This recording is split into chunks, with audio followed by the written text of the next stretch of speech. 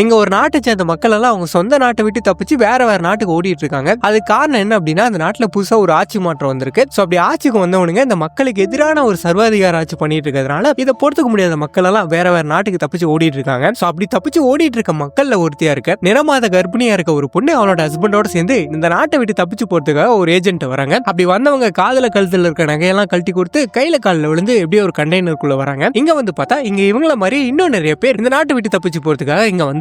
So இப்போ இவங்க எல்லாருமே இந்த நாட்டோட கவர்மெண்ட்டுக்கு தெரியாம இல்லீகலா இந்த கண்டெய்னருக்குள்ள கார்கோ ஷிப் மூலியமா கடல் வழியா இந்த நாட்டை விட்டு தப்பிச்சு போறாங்க. சோ அப்படிதான் இவங்க இருக்க இந்த கண்டெய்னர் வந்துட்டு ஒரு ட்ரக் மூலியமா இந்த நாட்டோட ஆர்பர் நோக்கி கொஞ்சம் கொஞ்சமா போயிட்டு இருக்கும்போது தான் அப்பதான் சடனா ஒரு இடத்துல இவங்க போயிட்டு இருந்த ட்ரக் வந்து நிக்குது. என்னன்னு பார்த்தா அந்த ஏஜென்ட்ஸ் வந்துட்டு இந்த கண்டெய்னருக்குள்ள நிறைய பேர் இருக்காங்கன்னு சொல்லிட்டு இன்னொரு கண்டெய்னர் கொண்டு வந்து இவங்கள பாதி பேரை அதுல ஏத்துறாங்க. சோ அப்படி ஏத்தும் போது அன்பார்ச்சுனேட்லி இந்த பொண்ணோட ஹஸ்பண்ட் பிரிச்சுட்டு போயிட்டு அந்த கண்டெய்னருக்குள்ள ஏத்திடுறாங்க. அவ்வளவுதான், இந்த பொண்ணு பயந்து போயிடா. இதுல பத்தாவதுன்னு இவ பிரெக்னெண்டா வர இருக்கா.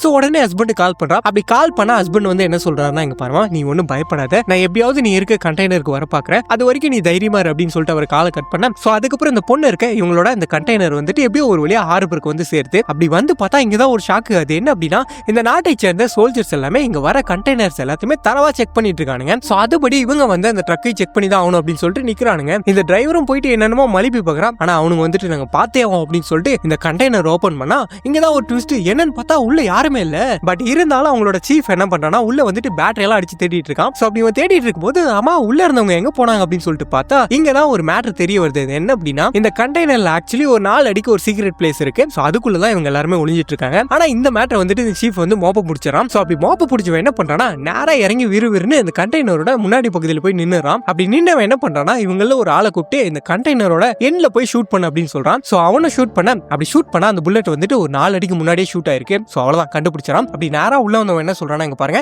நீங்க ஒளிஞ்சிட்டு இருக்கதை நான் கண்டுபிடிச்சிட்டேன், ஒழுங்கா நீங்களே வெளியே வரல அப்படின்னா உங்க எல்லாரையும் சுட்டு கொண்டுருவோம் அப்படின்னு சொல்லிட்டு மிரட்டான். சோ அப்படி இவன் மிரட்டிட்டு இருக்கும்போது அப்போ உள்ள இருக்க இந்த பொண்ணு என்ன பண்றானா, அங்க பாத்தீங்கன்னா மேல ஒரு பெரிய பாக்ஸ் ஒன்னு இருக்கு. சோ இவன் என்ன பண்றானா, நைஸா அந்த பாக்ஸுக்கு மேல ஏறி படுத்துக்கிறா. சோ இப்போ உள்ள இருக்க இவங்க எல்லாருமே இவன் சொன்னதை கேட்டு கதவு திறந்துட்டு வெளியே வந்தா, அவ்வளவுதான், வெளியே வந்த அடுத்த செகண்டே இவங்க எல்லாருமே சரமாடியா சுட்டு தள்ளுறான். அவ்வளவுதான், அந்த பொண்ணு அப்படியே மூச்சு கூட விடாம மேல படுத்துட்டு கதறிட்டு இருக்கா.